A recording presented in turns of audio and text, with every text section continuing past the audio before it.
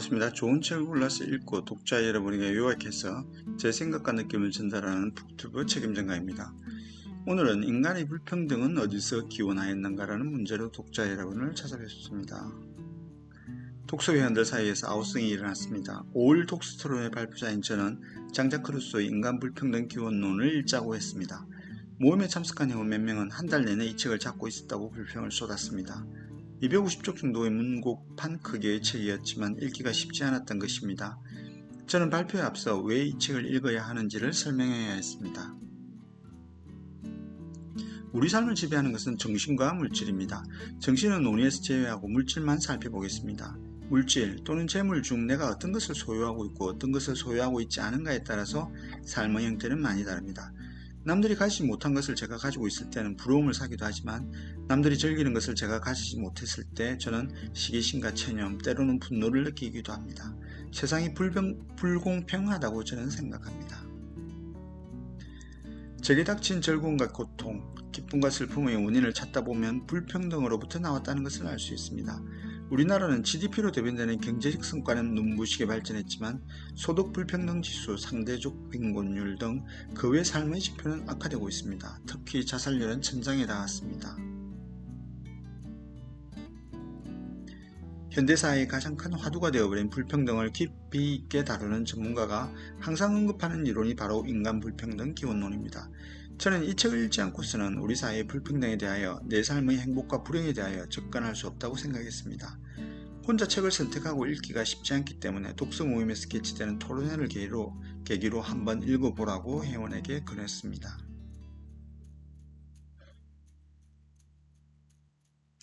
회원들의 또 다른 불만은 책을 읽기가 어렵다는 것이었습니다. 저는 루소의 글 마지막 페이지에 적혀있는 글을 소개하였습니다. 불평등은 자연 상태에서는 거의 찾아볼 수 없으므로 인간 능력의 발달과 정신의 진보에 따라 성장하고 강화되며 소유권과 법률의 제정에 따라 안정되고 합법화된다고 결론 내릴 수 있다라는 문장입니다. 쉽게 이해할 수 있는 내용입니다. 저는 루소의 생각을 가장 잘 나타낸 문장이라고 생각합니다. 이 문장만 이해한다면 인간 불평등 기원론을 읽었다고 말할 수 있습니다. 책 속 모든 문장의 의미를 하나하나 파악할 필요는 없습니다. 책 전체를 관통하는 주제만 이해한다면 문제될 것이 없습니다. 저와 다른 주제 문장을 찾아내어도 상관없습니다. 자신의 독서력만큼 이해하면 된다고 저는 생각합니다. 책이 어렵다고 겁먹을 필요는 없습니다. 그냥 읽으십시오.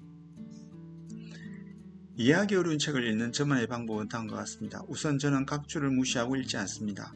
저자는 독자의 이해를 돕기 위해 각주를 달기도 하지만 자신이 많이 안다고 자랑하기 위해 또는 다양하게 문헌을 찾았다는 것을 강조하기 위해 첨부한 것도 많습니다. 전체적인 맥락을 이해하는 데는 전혀 지장이 없습니다. 두 번째, 이해하지 못한 문장을 두 번, 세 번 읽지 않습니다. 그냥 넘어갑니다.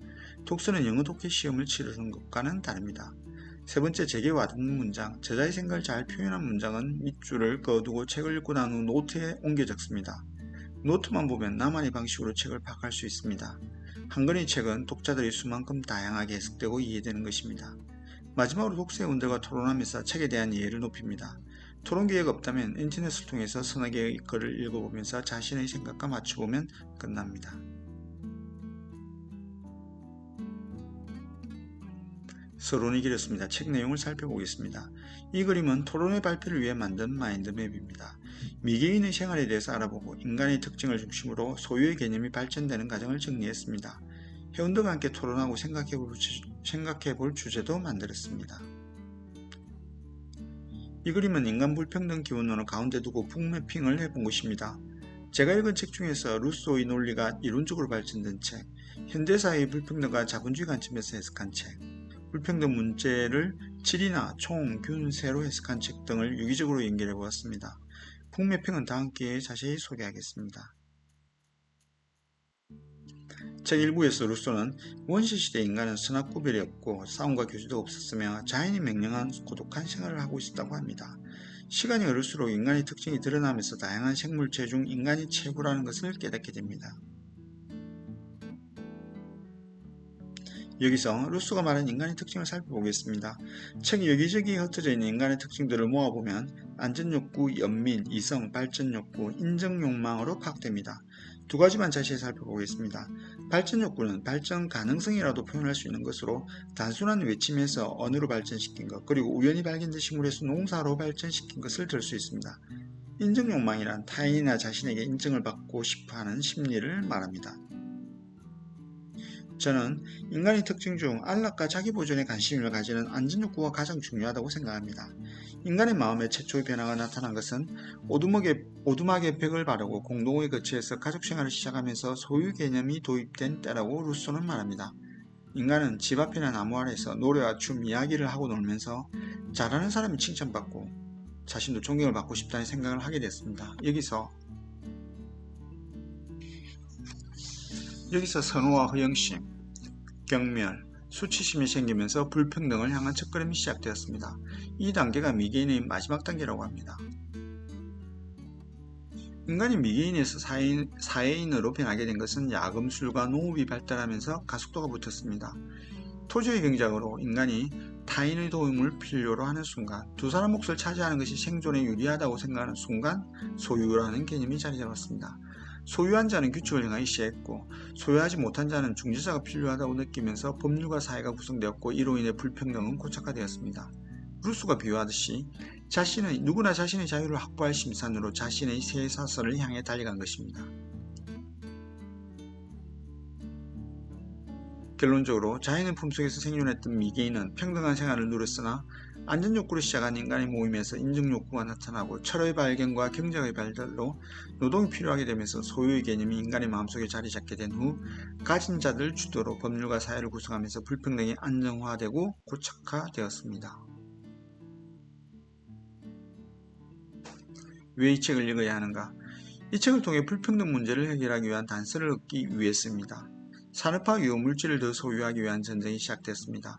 재물을 가지는 기술, 재테크는 허울 좋은 이름입니다. 우리 사회의 경쟁은 무한 가속되고 있습니다. 주택 강풍, 동학 개미 열풍이 이를 증명하고 있습니다.